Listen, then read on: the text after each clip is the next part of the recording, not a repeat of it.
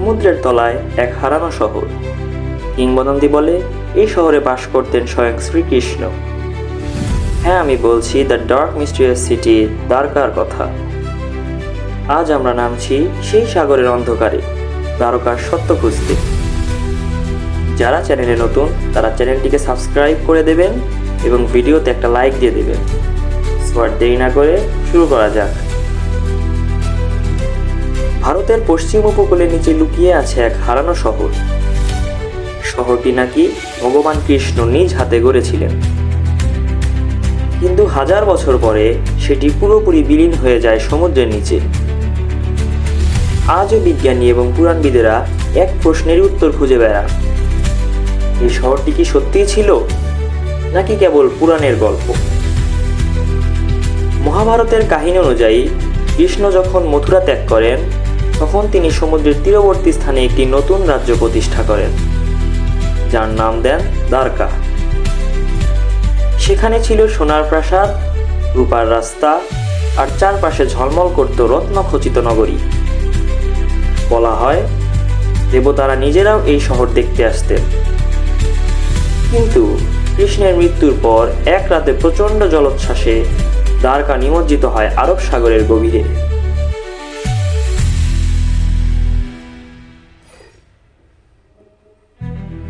বহু শতাব্দী পর 1980 সালে ভারতীয় প্রত্নতত্ত্ববিদ ডক্টর এস.আর. রাও গুজরাটের উপকূলে সমুদ্রতলের অনুসন্ধান চালান।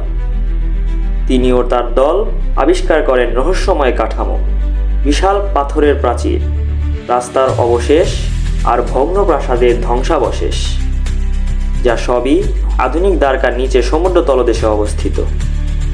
তাদের অনুমান এই শহরটি হাজার হাজার বছরের পুরনো, এমনকি সিন্ধু সভ্যতারও আগের।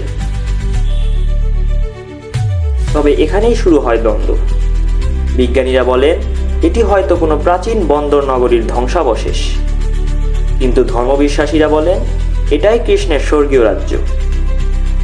কেউ বলেন জলোচ্ছ্বাস ও ভূমিকম্পের কারণে শহরটি ডুবে যায়, আবার কেউ বলেন এটি দেবতার ইচ্ছায় অদৃশ্য হয়ে যায় পৃথিবী থেকে। এভাবেই ইতিহাস আর পুরাণের মাঝখানে দাঁড়িয়ে দ্বারকা রয়ে গেছে এক অমীমাংসিত রহস্য। আজও ভারতীয় সামুদ্রিক গবেষকরা ডুবুরি অভিযানে খুঁজে চলেছেন সেই হারানো শহরের প্রমাণ। তারা পেয়েছেন বিশাল পাথরের দেয়াল, সোজা রাস্তার মতো কাঠামো, এমনকি স্তম্ভ ও দরজার নকশা। এসব দেখে মনে হয় দ্বারকা হয়তো সত্যিই ছিল। শুধু ইতিহাসেরই পাতায় নয়, সমুদ্রের গভীরেই লুকিয়ে আছে তার গল্প। আজকের আধুনিক দ্বারকা গুজরাটের উপকূলে অবস্থিত। সেখানে এখনো কৃষ্ণ মন্দিরের ঘণ্টা ধ্বনি বেজে ওঠে প্রতিদিন।